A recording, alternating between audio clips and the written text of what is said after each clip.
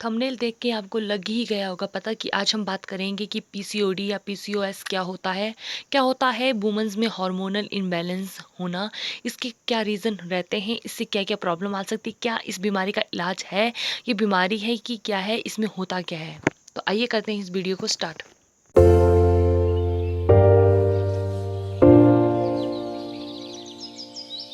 Hello everyone, आज की मेरी वीडियो है कि पीसीओडी क्या होता है हार्मोनल इम्बैलेंसिंग।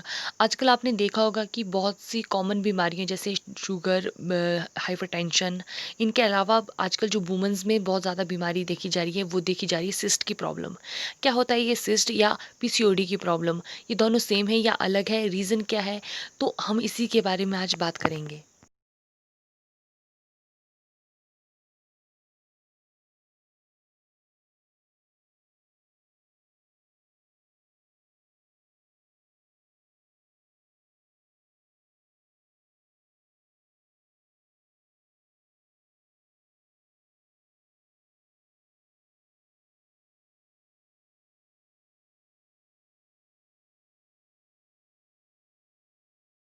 इसका रीज़न रहता है आपकी बॉडी में हार्मोनल इम्बैलेंसिंग होना।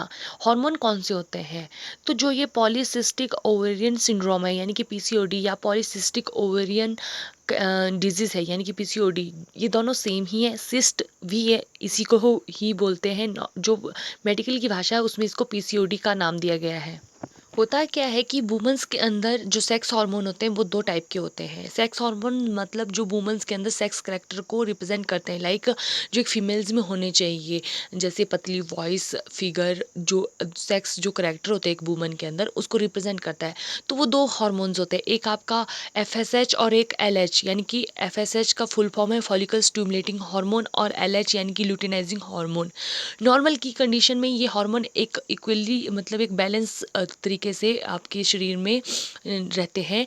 तो फॉलिकल जो स्टिमुलेटिंग हार्मोन रहता है वो हमारे पीरियड्स में वर्क करता है। जैसे हम आपको पता है कि वुमेन्स की मेंस्ट्रुअल साइकिल रिपीट होती है 1 मंथ के बाद, तो उसमें क्या होता है हमारे एग रिलीज होता है। हर एक मेंस्ट्रुअल साइकिल के बाद एक एग रिलीज होगा। लेकिन क्या होता है इन पीसीओडी के केस में हमारे जो ये मेंस्ट्रुअल साइकिल है ये डिस्टर्ब हो जाती है ड्यू टू हार्मोनल इम्बैलेंसिंग के कारण। होता क्या है जो हमारा एफएसएच हार्मोन है वो डिक्रीज हो जाता है, यानी कि फॉलिकल स्टिमुलेट हार्मोन होता है जो पीरियड के लिए रिस्पॉन्सिबल होता है, वो हार्मोन डिक्रीज हो जाता है। और आपका ल्यूटिनाइजिंग हार्मोन जो आपका मेल कैरेक्टर को शो करने में रिप्रेजेंट करता है, तो ल्यूटिनाइजिंग हार्मोन आपका बॉडी में बढ़ जाता है, जिसके कारण जैसे मेल जो हार्मोन है एंड्रोजन, वो भी हमारी बॉडी में बढ़ जाता है। और अगर हमारे बॉडी में एलएच यानी कि ल्यूटिनाइजिंग हार्मोन जो एक मेल कैरेक्टर को रिप्रेजेंट करता है ये बढ़ जाएगा, तो नेचुरल सी बात है हमारी जो वुमन की बॉडी में है उसमें क्या होगा मेल कैरेक्टर ज़्यादा रिप्रेजेंट होंगे। एक तो ये क्या है सेक्स हार्मोन है, और ऊपर से क्या होगा हमारे अंदर मेल कैरेक्टर आएंगे, लाइक आपके हेयर ग्रोथ होना, भारीपन वॉइस का होना, वेट बहुत ज़्यादा होना, और आपके जो मेंस्ट्रुअल साइकिल है उसमें इम्बैलेंसिंग होना। अगर इसके रीज़न की बात की जाए तो अभी तक इसका जो रीज़न है वो पूरी तरह नोन नहीं हुआ है कि इसका क्या रीज़न रहा है। लेकिन फिर भी बहुत सी इसके पीछे रीज़न दिए गए हैं, जैसे जो लोग डायबिटिक पेशेंट होते हैं या कोलेस्ट्रॉल जिनकी बॉडी में ज़्यादा होता है, शुगर लेवल जो ज़्यादा होता है, उनके भी इस बॉडी में ये पीसीओडी का प्रॉब्लम रहता है। या किसी का बहुत ज़्यादा वेट होता है, आपने देखा होगा कई वुमेंस का बहुत ही ज़्यादा वेट रहता है, या थायराइड की प्रॉब्लम रहती है, तो हार्मोनल जो प्रॉब्लम आती है उसकी वजह से भी हो सकती है ये बीमारी। इसके अलावा स्ट्रेस और टेंशन, हमारी बॉडी में जो स्ट्रेस हार्मोन होता है सेरोटोनिन, वो उसका लेवल इंक्रीज होना ड्यू टू स्ट्रेस की वजह से, या हमारा मॉडर्न जो लाइफस्टाइल है, आपको पता है कि मॉडर्न जो लाइफस्टाइल हमारा खाने की हैबिट्स या स्मोकिंग या ड्रिंकिंग हैबिट है, उसकी वजह से इसके प्रॉब्लम रह सकते हैं। तो ये प्रॉपर आप किसी एक पर्टिकुलर रीज़न नहीं है इसके पीछे, लेकिन ये हो जाती है। और इसमें एज का भी कोई ये नहीं है कि इस एज में हो जाएगा या इस उस एज में हो जाएगा, ये आजकल बहुत छोटी उम्र में हो रहा है। आपके 4 टाइप के पीसीओडी है, एक तो इंसुलिन रेसिस्टेंट जो शुगर के पेशेंट में देखा जाता है, या इन्फ्लेमेटरी जिसमें आपके सिस्ट जैसा इन्फ्लेमेशन कॉज हो जाती है, या हिडन कॉज जिसके बारे में कोई पता नहीं होता, और फोर्थ आपका पिल इंड्यूस्ड जो आपकी दवाइयाँ बहुत ज़्यादा लेती हैं औरतें, उनके वजह से भी ये इंड्यूस हो जाता है। इसके साइन एंड सिम्टम क्या होते हैं? अगर मैं बात करूँ तो इसमें क्या होता है हमारी बॉडी में जो है पेन नहीं होता है, जैसा कि मैंने बोला कि इसमें क्या होता है आपके छोटे छोटे फ्लूइड यानी कि सैक आपकी बॉडी में बन बन जाते हैं। वो सैक क्या करते हैं, वो आपकी बॉडी से जो एग रिलीज़ होना होता है मेंस्ट्रुअल साइकिल के बाद, वो रिलीज़ नहीं हो पाता, जिसके कारण हमारे क्या होता है मेंस्ट्रुअल साइकिल में डिस्टर्बेंस आ जाती है। इसका जो अगर आप साइन जो सब बहुत कॉमन साइन देखे गए हैं, वो होते हैं कि एक लड़की में मेल करैक्टर आना, लाइक हेयर ग्रोथ होना ज़्यादा, एक्ने का प्रॉब्लम, स्किन में अगर एक्ने हो रहा है तो वो उसके पैचेस पर जाना, वो दाग धब्बे ना हटना, और सबसे बड़ा रीज़न यही है कि मेंस्ट्रुअल साइकिल का इरेगुलेशन होना।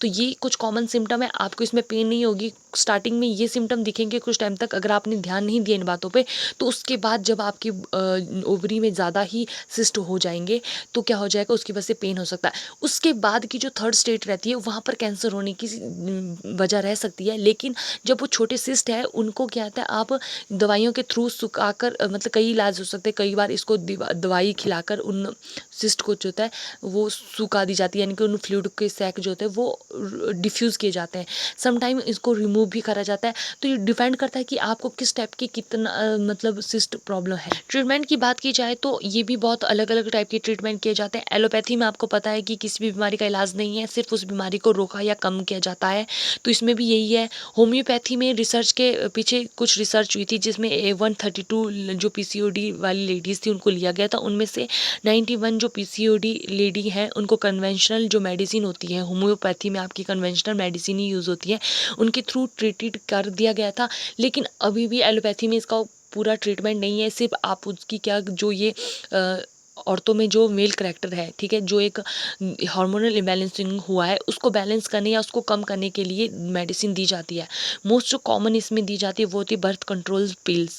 हार्मोनल जो बर्थ कंट्रोल पिल्स होती है वो वुमेंस को दी जाती हैं।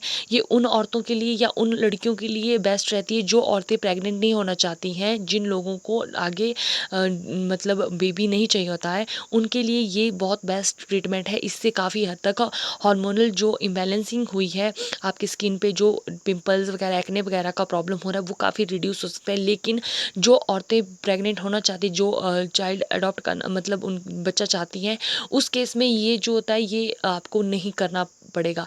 तो ये डिपेंड करता है आप पे कि आप किस तरह का ट्रीटमेंट लेना चाहेंगे या आप कौन सा ट्रीटमेंट नहीं करना चाहते।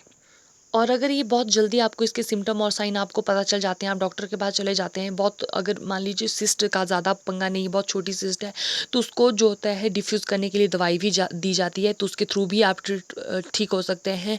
इसके अलावा अगर हेल्थ की डाइट की बात करूँ जिसको आप कर ले सकते हैं, वो ये कि अगर आप अपना लाइफस्टाइल थोड़ा सा ठीक कर दें, अपनी बॉडी में जो शुगर या कोलेस्ट्रॉल की मात्रा को कम कर दें, सबसे ज़्यादा कि वेट अपना हमेशा कम रखिए। अगर जिन औरतों का वेट ज़्यादा रहता है उनको में प्रॉब्लम बहुत ज़्यादा रहती है, सिर्फ ये सिस्ट का प्रॉब्लम नहीं, और भी कई बीमारियां होती हैं।